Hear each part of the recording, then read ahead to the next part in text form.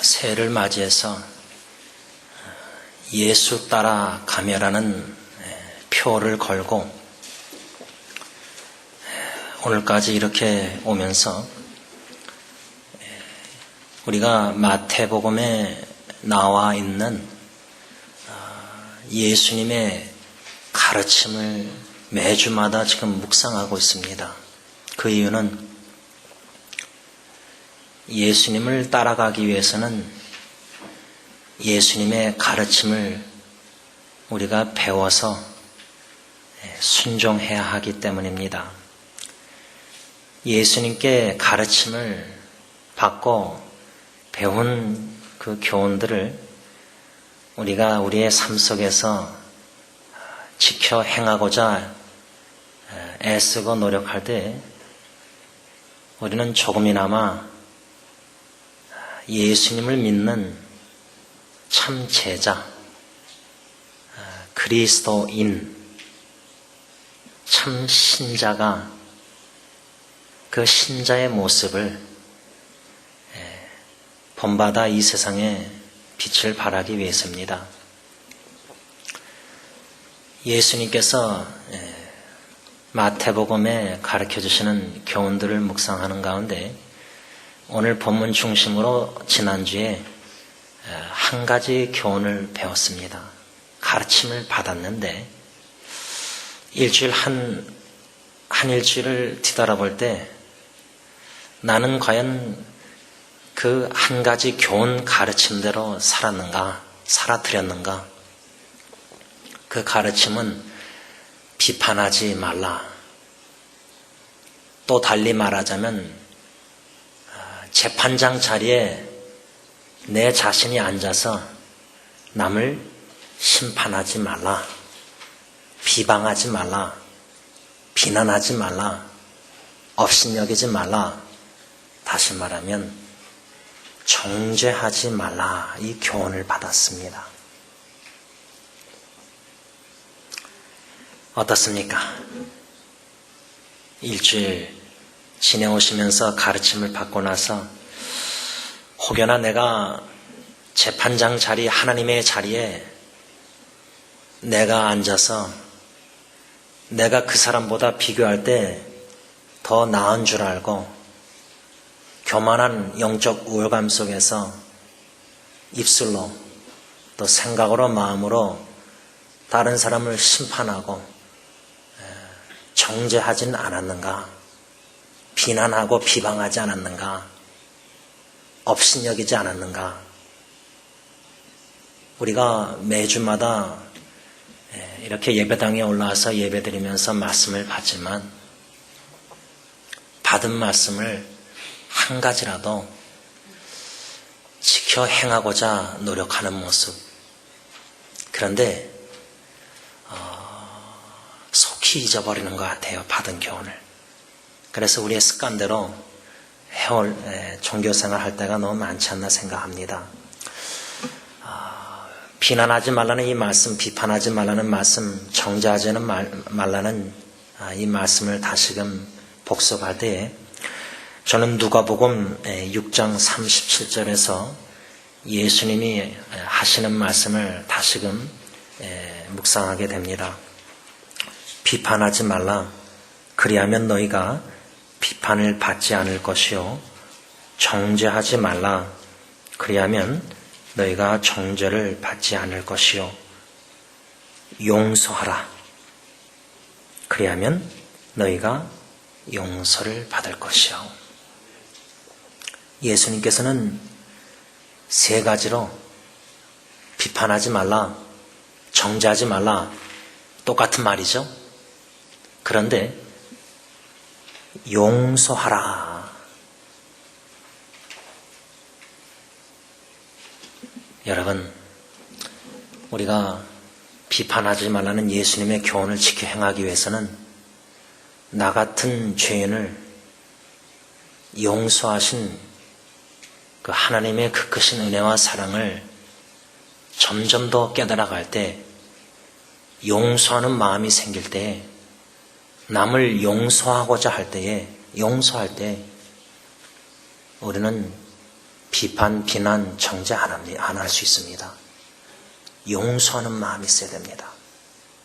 가정에서 부부가 부자지간에 또 직장 동료들 가운데 친구들 관계 속에서 인간관계에서 받는 상처들이 너무 많습니다. 우리의 한마디가 우리를 웃게 하고 기쁘게도 할 수 있지만 비수처럼 우리의 신비의 마음에 꽂혀서 마음이 아플 때도 많이 있습니다. 특히 사랑하는 사람에게 상처를 받을 확률이 많습니다. 그럴 때 상대방의 결점을 보고 찾아내고 비난하고 비방하고 무시하고 업신여기고 정죄하고 그러한 정죄하는 마음에는 상대방을 용서하고자 하는 의도가 전혀 없습니다. 용서할 마음이 없습니다. 용서하고자 하는 마음이 없을 때는 우리는 비판하고 비방하고 정죄하게 된다 그 말입니다. 사도 바울은 로마서 14장 10절에 이렇게 말했습니다. 네가 어찌하여 내 형제를 비판하느냐?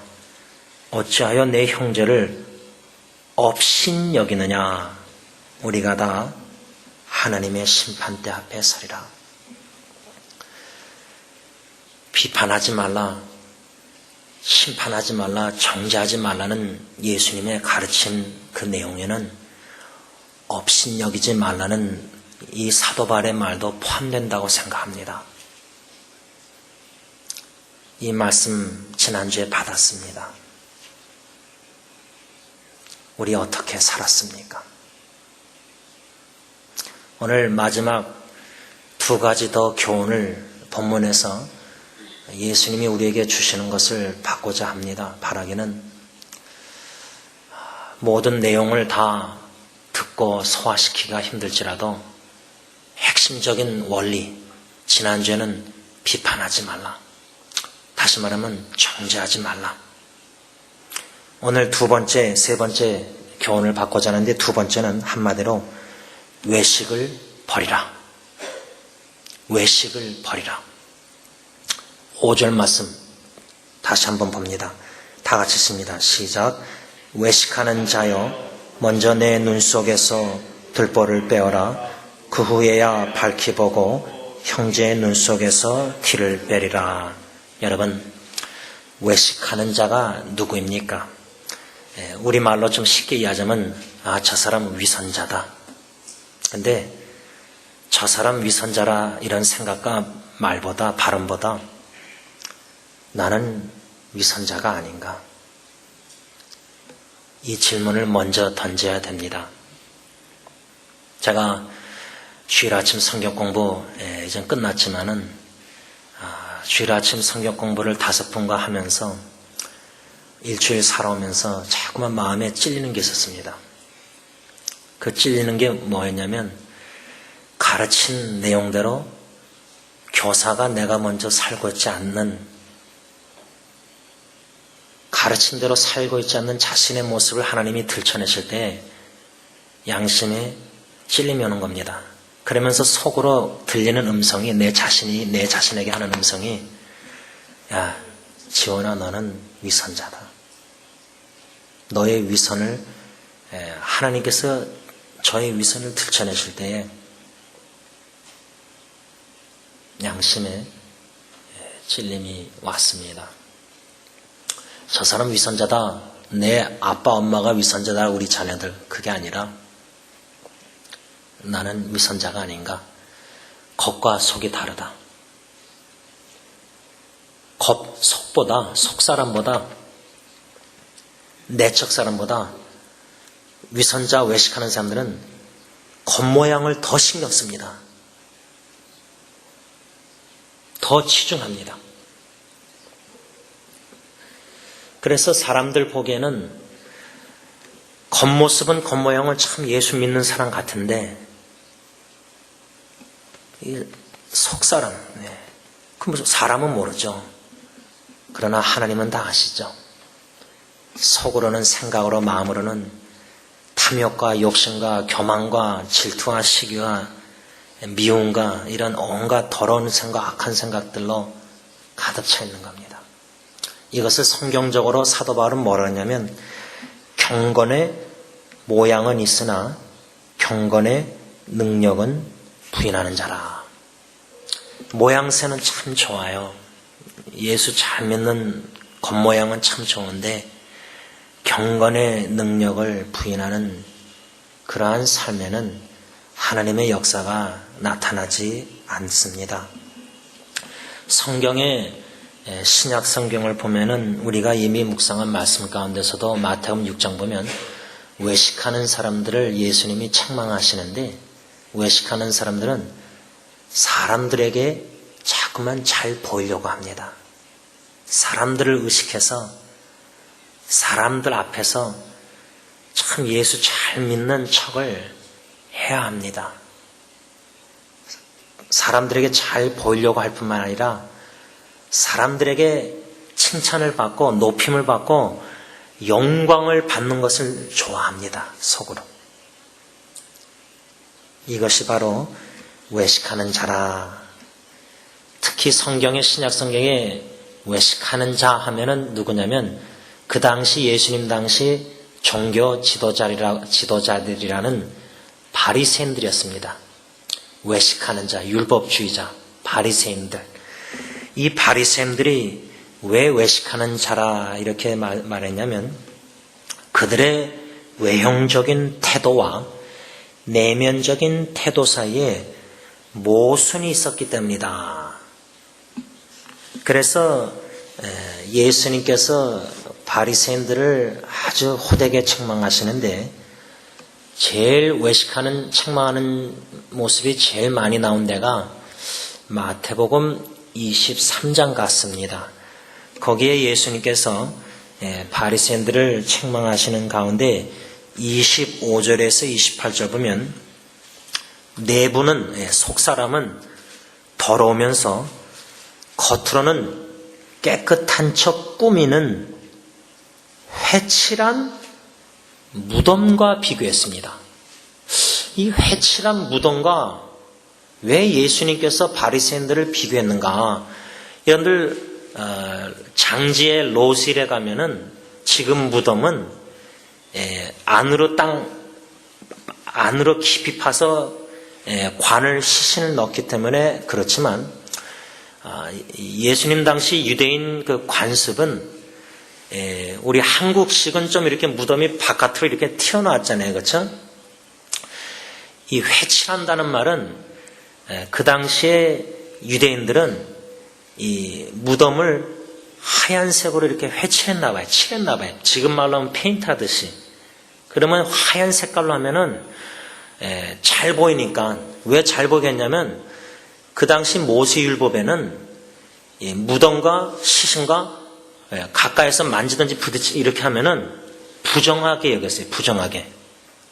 그래서 무덤을 회칠함으로 말미암아 하얀 색깔로 칠함으로 말미암아 사람들이 지나가다가 무덤을 잘 보이게 그래서 부정하지 않게 되기 위해서 아주 하얀 색깔로 하얀 걸로 회칠했다. 그런데 예수님이 바리새인들을 회칠한 무덤과 같다고 비교하셨어요. 무덤 회칠한 거 겉으로는 하얀 색깔로 깨끗하게 보이잖아요.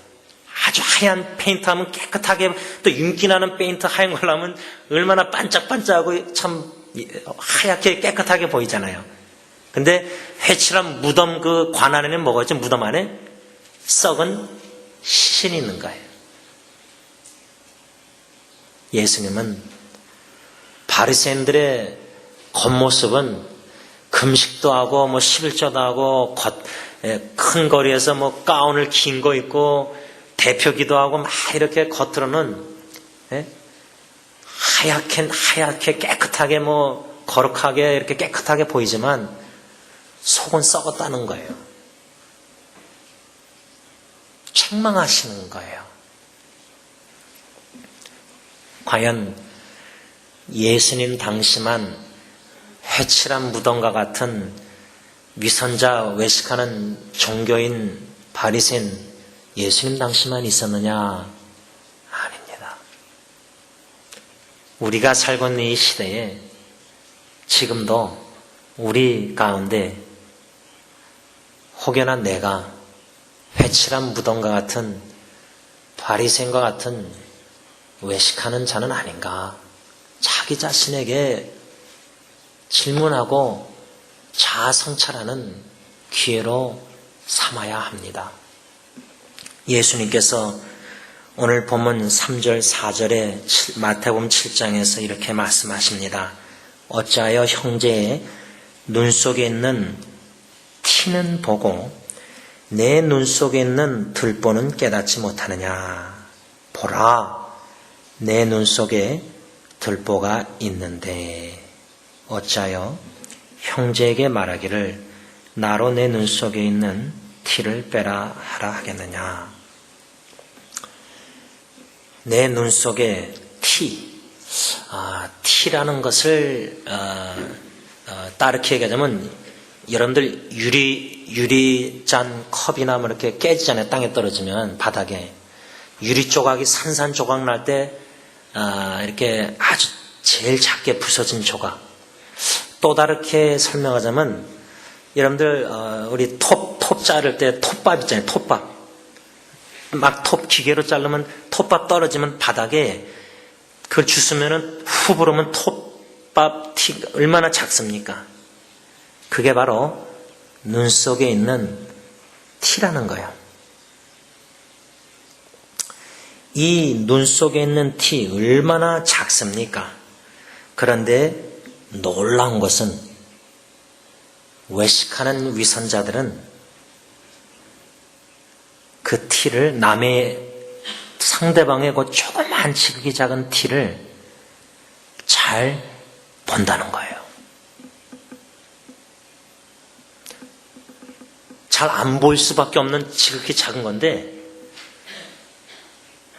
외식하는 사람은 겉모양을 아주 잘 하얗게 칠하고 속사람은 썩은 냄새가 나는 이런 외식하는 위선자는 종교에는 종교생활에 아주 바리새인처럼 익숙하고 철저히 율법으로 행함으로 구원을 받고자 하는 착착한 신앙 종교생활하는 이런 율법주의자들에게는 그 눈 속의 티가 상대방이 그게 너무 잘 보이는 거예요.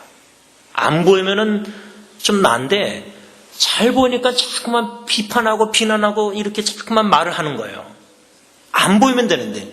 근데 그게 왜 잘 보이냐? 왜 외식하는 사람 그 조그만 지극히 작은 상대방의 허점이나 결점 티를 왜 이렇게 잘 보이냐 이 말이에요. 영적 우월감 교만, 선행으로 행함으로 구원받고자 너무나 자기 종교 생활을 철저하게 행함을 선행을 잘할 때에 이걸 자기의 의로 공로의식을 가질 때 내가 그래서 우쭐대고 남보다 잘났다고 교만함이 생길 때 남의 티가 너무 잘 보이는 거예요. 근데 문제는 뭐냐? 예수님의 말씀. 내 눈 속에 들보는 목수하는 사람들이 집을 질 때 이 기둥 필랄과 또 이게 이런 여기 지금 대가 있잖아요. 이런 대. 큰 지금 이 지붕도 나무 아주 큰 나무들로 든든하게 했는데 그런 식으로 생각하면 돼요. 그렇게 큰 내 안에 들보는 못 보고 네 자신의 그런 결점이 그렇게 큰데 자기 주제는 모르고 자기는 못 보고 그 들보는 못 보고 남의 지극히 작은 걸 잘 찾아내는 거, 잘 보는 거예요. 예수님의 보라 내 눈 속에 들보가 있는데 그 말은 뭐죠? 너 안에 들보가 있다. 그 들보가 있으니까 자기 들보는 못 보고 남의 눈 속의 티를 잘 보는 거예요. 가끔 우리가 신앙생활 하면서 형제자매들끼리 만남과 대화 속에 보면은 어떤 것을 우리가 느낄 수 있냐면 상대방에 대해서 다른 사람에 대해서 얘기할 때 그 사람의 흠점, 결점 얘기해요. 얘기 안 하면 좋은데 해요. 근데 얘기할 때 우리가 적어도 우리가 양심에 저처럼 목사처럼 찔리니까 저도 참 이런 결점이 흠점이 있는데 상대방의 결점과 흠점을 얘기할 때는 목사가 좀 겸손해서 자기 결점 흠점은 얘기하면서 교인들의 흠점 결점을 얘기하는가 보다 들리기는 겸손해 보이지만 내 결점보다 상대방 결점을 더 내가 크게 여기고 있기 때문에 말을 하는 거예요. 내 들보가 더 크다 생각하면은 남의 티를 보지만은 내 들보를 더 크게 여기면은 죄를 할 말이 없잖아요. 할 말이 있습니까? 아니 내 들보가 하나님 앞에서 하나님이 들춰내셨는데 대나무 큰 들보 같은 죄를 딴 사람의 요만한 지극히 작은 죄 할 말이 없잖아요. 양심에 찔림이 양심이 있으면. 그런데도 우리는 해요. 왜 그럴까? 예수님의 말씀처럼 내 안에 들보가 있는데 어찌하여 형제에게 말하기를 나로 내 눈 속에 있는 티를 빼게 하라 하겠느냐. 근데 우리는 이렇게 하고 있다 그 말이에요. 외식에 대해서 참 좋은 예가 하나가 있는데 갈라디아서 2장 11절에서 14절 보면은 저와 여러분들이 생각하는 신앙의 참 자이언트, 이렇게 성숙한 예수님의 수제자라는 사도 베드로가 외식하는 장면이 나와요. 그러면은 좀 위로가 되지 않습니까? 예수님과 3년 같이 쫓아다녔던, 따라갔던 수제자 베드로도 예수님의 기적을 다 보고 다 본 사람이 외식하는 장면이 성경에 기록되어 있어요. 그래서 사도 바울이 그걸 보고 책망하는 장면이 나와요. 사도 베드로가 예루살렘 교회에서 온 어떤 유대인 할례자들을 두려워해가지고 사람을 두려워해서 이방인들과 식사하다가 그들을 떠나서 물러가는 장면이 나와요. 이게 무슨 외식인가 생각할지 모르겠지만요. 유대인들의 관점에서는 이방인들, 개처럼 여기는 이방인들과 함께 식사도 안 했어요. 여러분들 창세기 보면 요셉이 애굽의 총리가 되잖아요. 애굽 사람들은 유대인들과 특히 가축 목양하는 사람들을 없이 이렇게 봤어요. 같이 식탁에 못 앉았어요. 다윗 이야기 보면은 요나단 아들 쩌뚝발인 무비보셋 같이 식사하게 하잖아요. 왕자처럼. 그 얼마나 무비보셋은 은혜로 여겼는지 무슨 공의가 있습니까? 아무 할 말 공의 하나도 없다. 나 같은 자를 식탁에 앉게 한 거 이런 은혜의식이 있어야 되는데 유대인들 바리새인 이 외식하는 사람들은 행위로 구원받고자 했기 때문에 예수를 믿음으로가 아니라 자기의 선행을 열심히 해서 마음에 기록하고 있어서 그걸 우쭐대고 자랑 삼고 자기의 영광 이렇게 삼은 거예요. 그런데 이 유대인들이 같이 이방인들과 식사를 하면은 안 됐는데 근데 예수 믿는 사람들은 예수님조차도 죄인들하고 같이 식사했잖아요.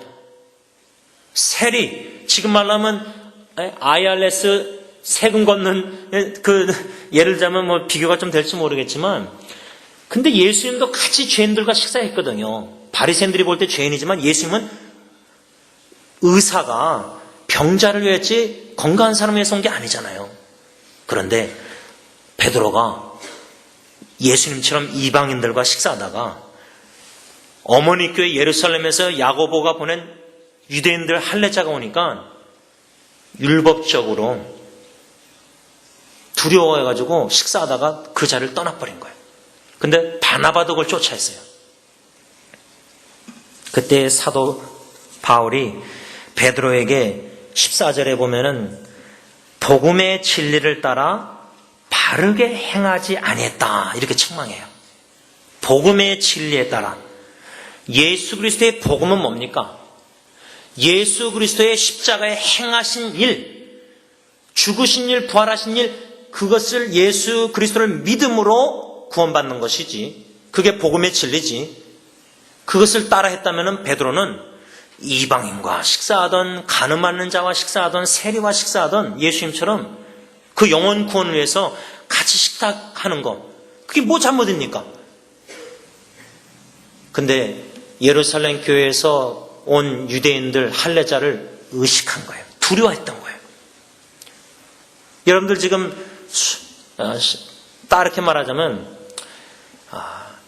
창녀나 마약하는 사람이나 도박 중독자나 술 중독자나 전도하려고 같이 식사하는데 우리 교회 사람이 그 식당이든지 어디 좌석에 와서 본다면 그 자리를 떠나겠습니까? 아니면 계속 전도하겠습니까? 좀 이런 질문을 던지는 이유가 좀 생각하고 고민하기 위해서입니다. 왜냐하면 바울의 건덕, 남을 세우기 위해서 그 건덕 원리를 보면은 내가 술자석에 같이 마약 중독자, 창녀 이렇게 전도하고자 할 때에 그들에게 악령약을 받으면은 같이 있으면 안 되죠. 이번 주에 이제 돌아오는 수요일 날 술로 인해서 이제 제목으로 설교를 할 텐데 술참에 대해서 이제 설교할 건데요. 그 논란이 많잖아요. 그렇죠? 내가 술자석에 갇혀서 영향을 받든지 마약 중독자 이렇게 영향을 받을 거면은 같이 하면 안 되겠죠. 전도 다가가면 안 되겠지만 영향을 안 받고 오히려 영향을 끼칠 수 있는 신앙의 성숙함이 있으면 다가가서 식사할 때 누가 와서 본다. 그럼 그 사람 시험 들지 않기 위해서도 참 조심해야 돼요. 그러나 오늘 사도 베드로처럼 복음의 진리에 따라 합당히 하는 자는 그 이방인들과 식사하는 게 오히려 전도하기 위해서 당연히 해야 되는 거였거든요. 근데 그 자리를 피했어요. 그때 사도 바울이 이렇게 면책합니다. 내가 유대인으로서 이방인을 따르고 유대인답게 살지 않으면서 어찌하여 억지로 이방인들을 유대인답게 살게 하느냐. 이 말씀이 무슨 뜻이냐면 바울은 베드로가 오직 예수 그리스도를 믿음으로 말미암아 의롭게 된 참 유대인이면서 율법의 행위로 의롭게 되고자 하는 이방 죄인처럼 행한 것을 책망한 거예요. 그러니까 유대인이라면 혈통으로 유대인을 얘기하는 게 아니라 참 유대인, 사도 바울이 얘기하는 참 유대인은 예수 그리스도의 복음을 듣고 예수 그리스도를 믿는 자, 오직 믿음으로 구원받은 자, 나의 아무 선행이나 행위의 공로가 아무것도 없음을 알고 오직 예수를 믿음으로 말미암아 의롭다함을 받은 자가 참 유대인인데, 그리고 이방 죄인은 누구냐? 바리새인처럼 그 당시 유대인들처럼 행위로 구원받고자 율법을 철저히 지켜나가면서 마음으로는 예수를 믿지 않았어요.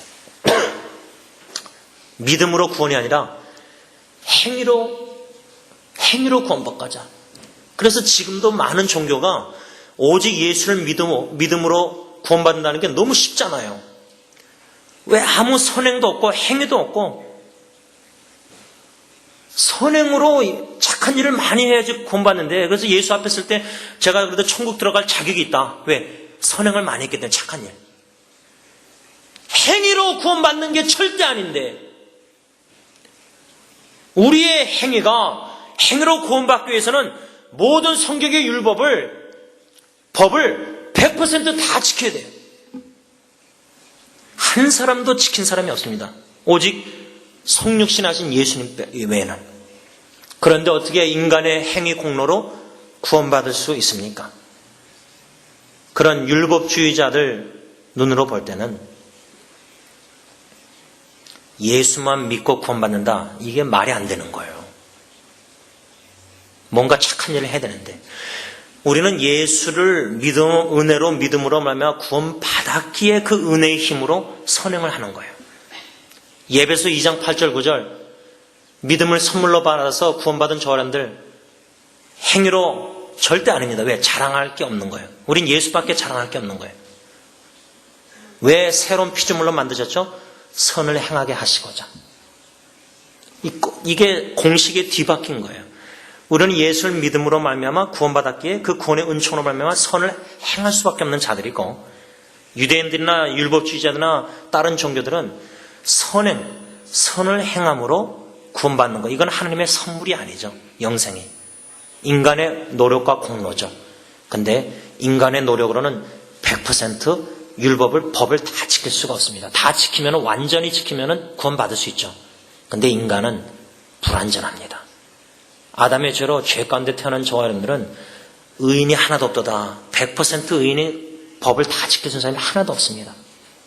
그러기에 예수 십자가 죽기까지 모든 것을 다 지켜 행하신 완전한 의인 되신 하나님이요 사람이신 예수의 십자가의 공로로 말미암아 저와 여러분들이 구원받았습니다. 그런데 오직 하나님의 은혜로 예수를 믿어 구원을 받았는데 왜 은혜의식을 버리고 공로의식을 갖고 바리새인처럼 종교 생활을 하고 있느냐, 그 말입니다. 사도 바울이 베드로 책망했잖아요. 지금 사도 바울의 메시지는 우리도 책망하고 있는 겁니다. 우리 마음의 병에는 은혜의식만 가득 차야 됩니다. 나 같은 죄인이 괴수가 하나님의 은혜로 구원받은 은혜의식으로 더욱더 가득 채워져야 됩니다. 그래서 우리가 신앙생활 하면 할수록 나의 나 된 것은 하나님의 은혜로다. 그 은혜로 말미암아 다른 기독교인들보다 형제보다 더 수고하는 것을, 수고의 원동력이 뭐냐? 은혜란 말입니다. 은혜. 누구에게 잘 보려고 행하는 게 아닙니다. 누구에게 업적을 쌓으려고, 공로를 쌓으려고, 교회에서 뭔가 공로를 쌓으려고 선행을 섬기는 게 아닙니다.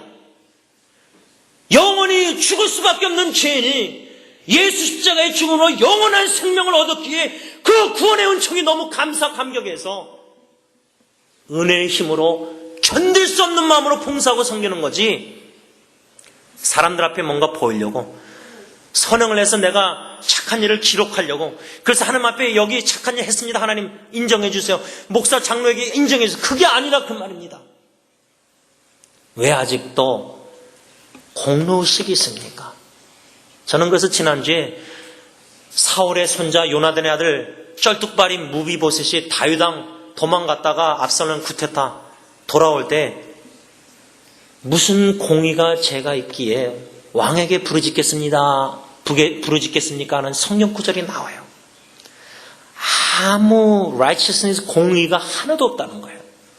우리같이 쩔뚝발이 같은 인생이, 핸디캡이, 영원한 나라, 이젠 다윗왕의 식탁에 앉아서 식사하는 게 아니라 왕 중의 왕이신 주님 어린 양의 혼인잔치에 참여해서 먹고 마실 날이 옵니다. 쩔뚝발이보다 더 못한 영원히 멸망할 인생이 어떻게 요한계시록에 나오는 천국의 어린 양의 혼인잔치에 식탁에 참여합니까? 왕이신 주님과 함께 왕자처럼 역임을 받을 수 있습니까? 하나님의 전적인 구원의 은혜, 예수 십자가의 공로 때문입니다. 우리의 공로 하나도 없고 예수님의 공로 때문입니다. 그 믿음과 은혜의식을 가지고 신앙생활을 해야 된다, 그 말입니다. 그런데 자꾸만 사탄은 공로의식을 자꾸만 마음에 스며들게 해요. 그래서 자꾸만 내가 그래도 이렇게 했는데 자꾸만 자기 행한 것을 자꾸만 마음에 기록하고 있어요. 잘한 거를. 아니, 마땅히 해야 할 걸 한 것뿐인데, 성경에 뭐라 그러죠? 마땅히 행할 것을 한 것뿐입니다. 나는 무익한 종입니다. 일을 끝내고도 그런 자세가 있어야 되는데 왜 사람들에게 인정을 받으려고 합니까? 왜 사람들에게 높임을 받으려고 합니까?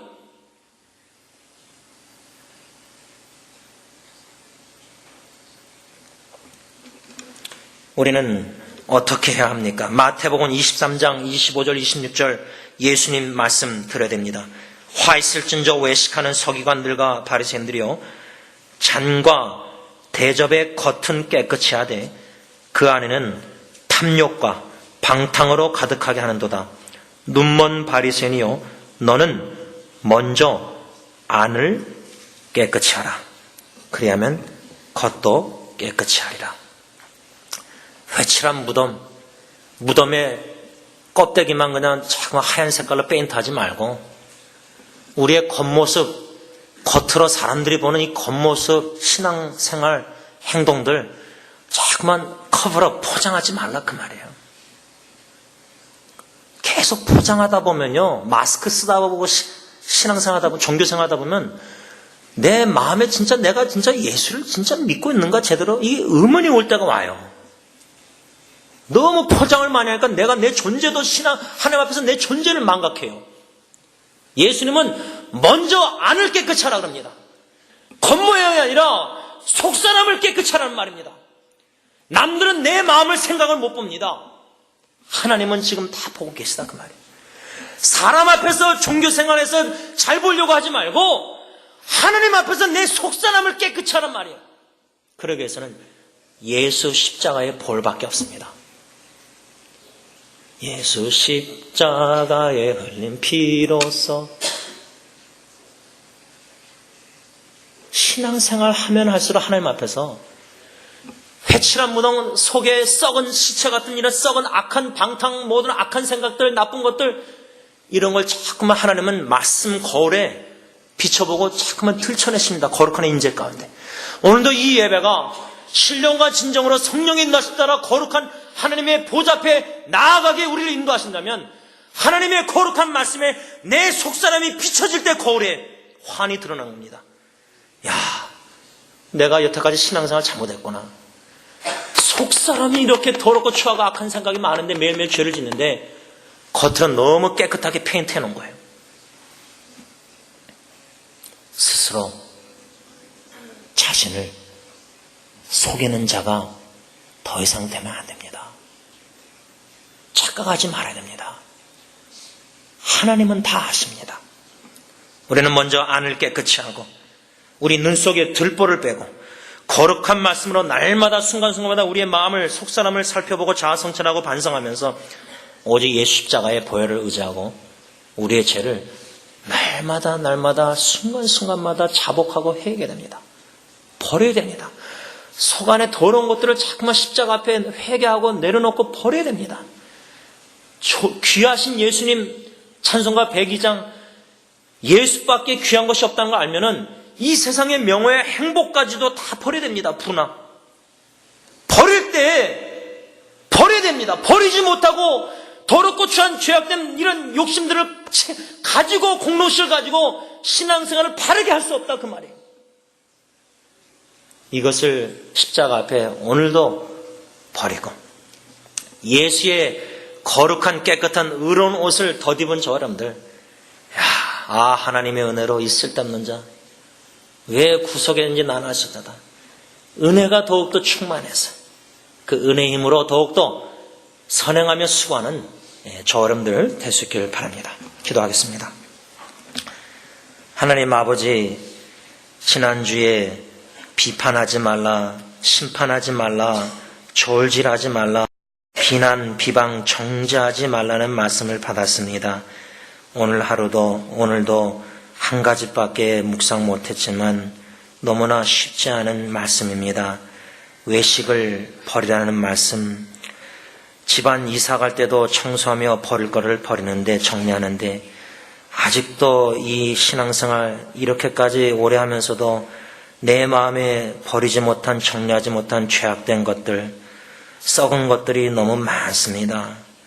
영원한 것을 추구하며 영원한 것을 위해서 살아야 되는데 순간적인 쾌락적인 세상적인 죄악된 것들이 마음에 자꾸만 쌓이는 이 세상의 삶을 우리가 봅니다. 하나님, 예수 십자가 앞으로 인도해 주시사 거룩한 하나님의 말씀에 우리의 외식하는 면들을 들춰내 주시고 외식하는 나 자신의 들보를 주님 앞에 회개하고 돌이켜 벗어버리는 가운데 참된 자유를 누리게 하시고 아무 공로 공의 없사온데 쩔뚝발이 같은 이 인생 예수 십자가의 공로로 구원받은 이 놀라운 구원의 은총에 감사하여 은혜가 충만한 삶을 살게 하여 주시옵소서.